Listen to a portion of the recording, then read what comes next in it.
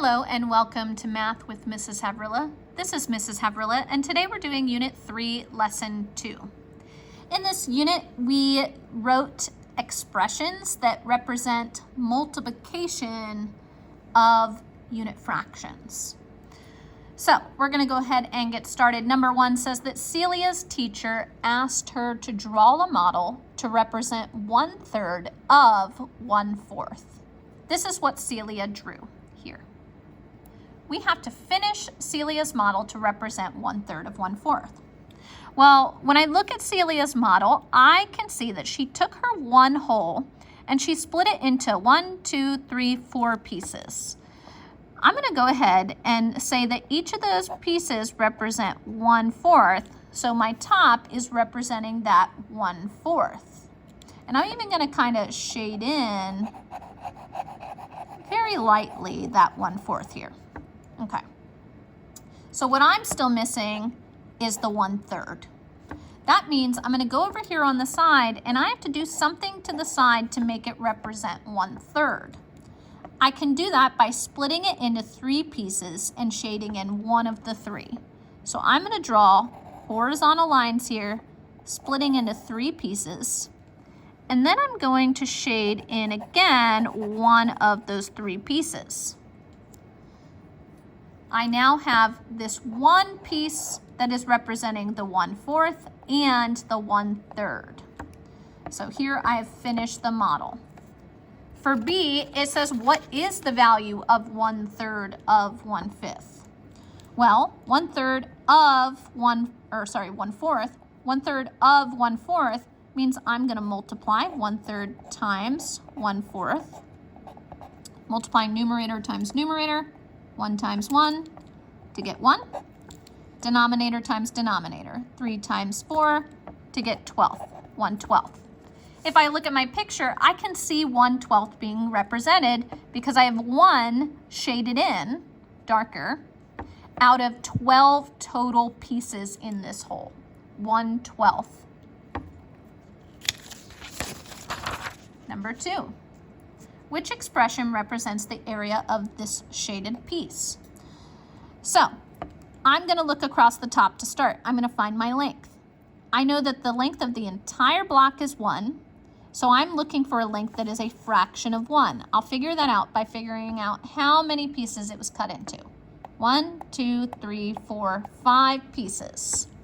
That means my denominator is 5. And then one of the 5 pieces is shaded in. So 1/5. For my width over here, I'm going to count how many pieces is the 1 cut into. 1, 2, 3, 4 pieces. So that's my denominator. And one of the 4 is shaded in. That's my numerator, representing 1/4. If I look at my equations, I'm looking for something where I see the 1/4 being multiplied times the 1/5. For A, I have the 1/5. I don't have the 1/4 here, so it's not A. For B, I have the 1/4 and the 1/5. I'm going to circle B. Just checking here, I do have 1/4 here. I don't have 1/5. Cross that out. And here I have the 1/5, but I don't have the 1/4. Cross it out. My answer was B. Number 3.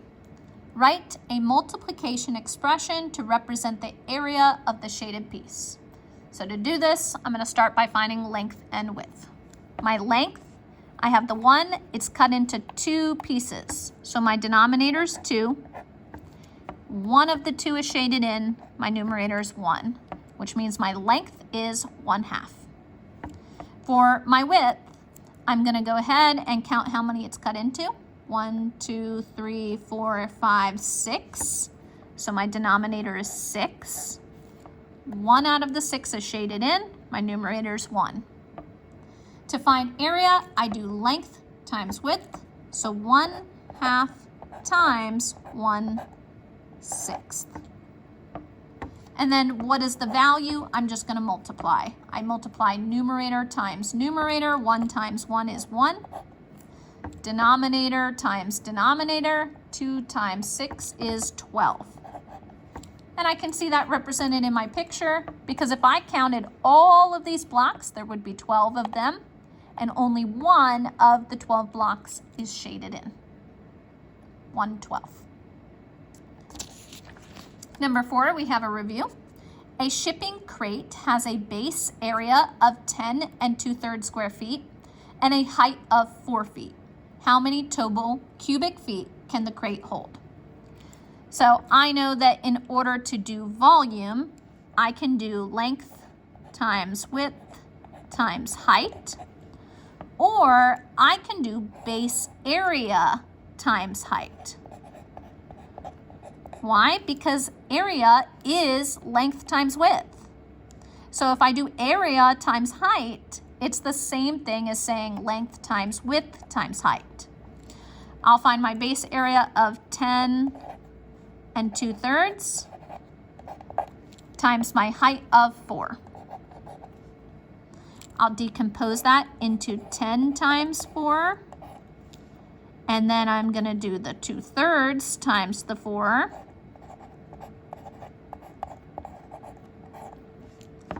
Ten times 4 gives me 40. 2/3 times 4 is 2 times 4 for 8, 8/3. Which means my answer could be 40 8/3.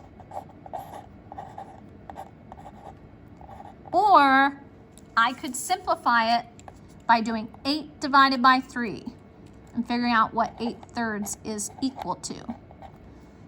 I know that 3 can go into 8 2 times because 3 times 2 is 6. And to get up to 8, I have to add 2 more, so my numerator is 2.